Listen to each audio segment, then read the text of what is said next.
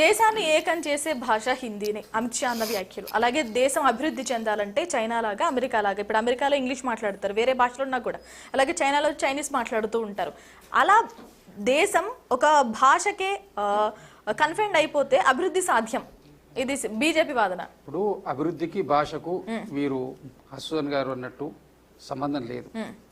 ఇప్పుడు చైనీస్ కానివ్వండి, జపనీస్ కానివ్వండి, సోకాల్డ్ రష్యన్స్, అనేక దేశాలు, ఇతర దేశాల్లో ఉన్నటువంటి వాళ్ళు ఆ భాష తప్ప వేరే భాష మాట్లాడుకునేటువంటి వాళ్ళు అభివృద్ధి చెందలేదు అనేది ఏం లేదు. కాకపోతే ఈ వాదన కూడా ఇప్పటిది కాదు. మీకు స్వతంత్రం వచ్చిన దగ్గర నుంచి హిందీని అమలు పరచాలని అడ్డుకునే ప్రయత్నంలో ప్రధాన పాత్ర మొదటి నుంచి ద్రవిడియన్ కల్చర్ తమిళనాడు వాళ్ళే చేస్తున్నారు. అందుకని వాళ్ళ పునాది అదే చెప్పుకున్నాం కదా మనం. అయితే ఈ పరిస్థితిలో ఇప్పుడు ఏంటంటే దీనికి ఏకీకృత భాష చేయడం అనేది కరెక్టే, ఒప్పించి చేయాలి, ఒప్పించి చేయకూడదు. 2,400 కోట్ల రూపాయలు కరెక్టే అంటున్నారు. అంటే ఆ భాషలు కొన్ని సంవత్సరాలు అయితే ఒకటేనండి. ఇప్పుడు డిబేట్ లో మీకు ఆన్లైన్ లో ముగ్గురు మాట్లాడినారు, ఇక్కడ ముగ్గురు ఉన్నాం. ఎవరి అభిప్రాయాలు వాళ్ళకు ఉంటాయి. నా అభిప్రాయం ప్రకారం హిందీని ఒప్పుకోవడం తప్పేం కాదు. కాకపోతే ఆల్టర్నేటివ్ అంత స్థాయిలో ఎదిగి ఉన్న భాష ఇంకోటి లేదు. కాబట్టి దాన్ని ఓవర్ ది పీరియడ్ చేయాలి. రుద్దడము, నువ్వు ఈ భాష అమలు పరిస్తేనే డబ్బులు ఇస్తామని చెప్పడం పొరపాటు, బుల్డోజ్ చేయడం ఫెడరల్ వ్యవస్థ స్ఫూర్తికి విరుద్ధం. అది తమిళనాడు ప్రభుత్వం వాళ్ళు మొదటి నుంచి వాళ్ళకి ఆత్మాభిమానం ఉన్నవాళ్ళని తెలిసి దాన్ని వీళ్ళేదో జాతీయత పేరు మీద వీళ్ళు రాజకీయం చేయడం కోసం వాళ్ళ రెచ్చగొట్టి దీన్ని ఒక డిస్టర్బెన్స్ క్రియేట్ చేసి, ఆ డిస్టర్బెన్స్ లో ఇప్పుడు యాంటీ ప్రో రెండు ఉంటాయి కదా. ప్రో ఉన్న వాళ్ళంతా కనీసం మా భారతీయ జనతా పార్టీకి వస్తారేమో, దానివల్ల అక్కడ మాకేమైనా కొంత మూలాలు ఏర్పడతాయన్న అంశం కోసం, రాజకీయం కోసం రెచ్చగొడుతున్నటువంటి అంశం. ఇప్పుడు ద్విభాషా విధానాన్ని త్రిభాషా విధానాన్ని వాళ్ళు ఒప్పుకోకపోయినా, అప్పుడు జవహర్లాల్ నెహ్రూ గారు కానివ్వండి, తర్వాత లాల్ బహదూర్ శాస్త్రి గారు కానివ్వండి, ఇందిరాగాంధీ గారు కానివ్వండి, ఆప్షనల్ లాంగ్వేజ్ వాళ్ళ లాంగ్వేజ్ ఆప్షన్ వాళ్ళ ఇష్టం ఉంది పెట్టుకోవచ్చు అని పెట్టి వాళ్ళను ఒక పద్ధతిగా తెస్తున్నారు. కొంతవరకు ఇప్పుడు ఉన్నటువంటి యూత్ జనరేషన్ కొంత మోల్డ్ అవుతున్నారు. ఇప్పుడు వాళ్ళ సెంటిమెంట్ను రెచ్చగొట్టి ఇంకా హిందీ ఉద్యమానికి వీళ్ళు బలహీనపరుస్తున్నారని నేను అంటున్నా. వీళ్ళు బలోపేతం చేస్తలేరు. హిందీని ఒక నేషనల్ లాంగ్వేజ్ డెవలప్ చేయడం లోపల ఒక కన్ఫ్యూజన్ క్రియేట్ చేసి, నేషనల్ లాంగ్వేజ్ కాదు, జస్ట్ అధికారిక భాష అంటే ఇప్పుడు ఏదో ఒక భాషను అధికారిక భాషగా అందరిని ఒప్పించడంలో మన భాషను చేయొచ్చు కదా అధికారిక భాషగా. ఇప్పుడు 40% మంది హిందీనే ఒప్పుకున్నప్పుడు మళ్ళీ 60% మిగిలిన భాషలు మాట్లాడే వాళ్ళు ఉన్నారు కదా. ఇప్పుడు 60 భాషలు 60% అనేక భాషలు ఉన్నాయి, 40% హిందీ భాష ఉన్నది. సరే, ఇప్పుడు ఆ కాంట్రడిక్షన్ ఎట్లా ఉన్నా తమిళనాడు మీద జరుగుతున్నటువంటి దాని పొరపాటు, కేంద్ర ప్రభుత్వ వైఖరి 100% పొరపాటు.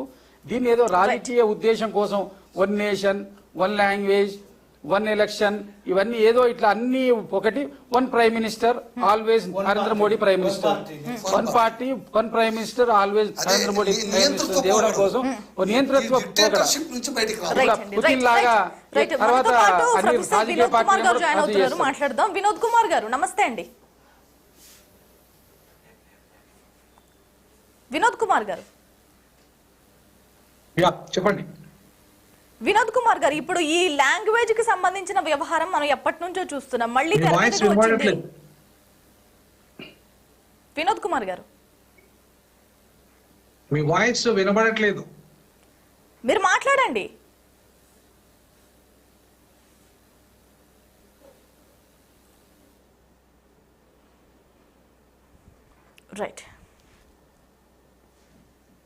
రైట్ అండి, రైట్. రెహమాన్ గారు, లాంగ్వేజ్ చదవడం అనేది పిల్లలకు సంబంధించిన విషయం, అది స్కూల్లో వాళ్ళు ఆప్ట్ చేసుకోవాల్సిన వ్యవహారం.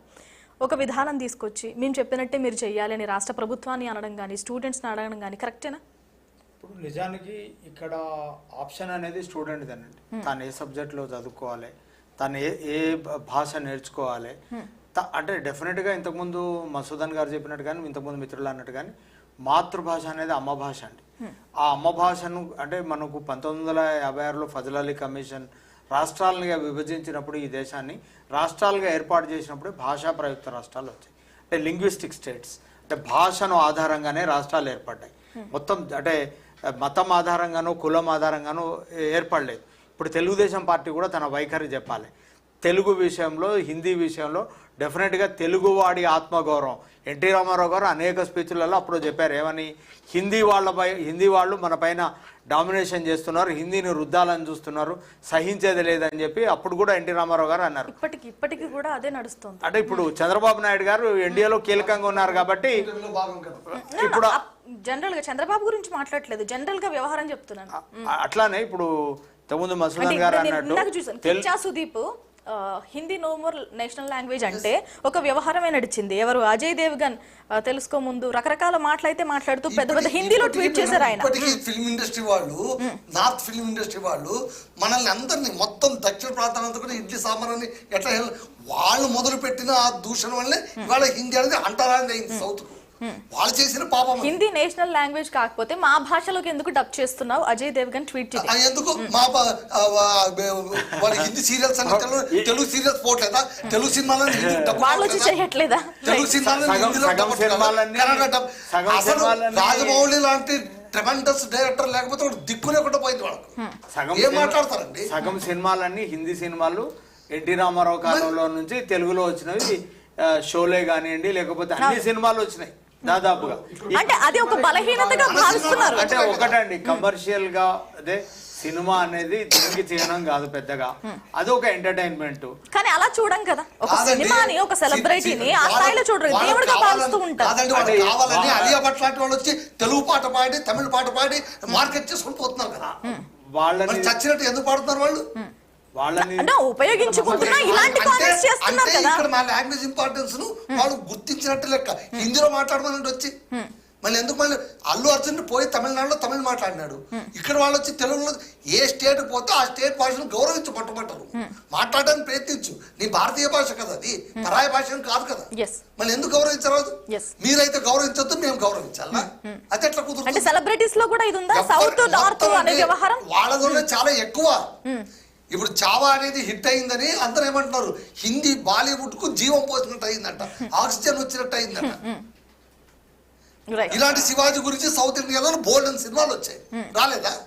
భక్త తుకారం ఏ సినిమా, అందులో శివాజీ కనిపించింది. శివాజీ గణేశ్వర్ అని పేరే పెట్టుకున్నారు కదా ఆయన. అంటే విభేదాలు సృష్టించేది వాళ్లే. మళ్ళీ ఇప్పుడు సవతి తల్లి ప్రేమ చూపిస్తూ ఈ భాషలన్నింటినీ హేళన చేసి అసలు అస్తిత్వ ఉద్యమం ఎక్కడొస్తుంది? అసలు తెలంగాణ అస్తిత్వ ఉద్యమం ఎందుకు వచ్చిందండి? భాషను కించపరచడం వల్ల, మనుషుల్ని కించపరచడం వల్ల కదా వచ్చింది. రెండు తెలుగు వాళ్ళ మధ్యలో ఒక ఉద్యమం వచ్చినప్పుడు రెండు ప్రాంతాల మధ్య ఉద్యమం రాదండి? ఖచ్చితంగా వస్తుంది.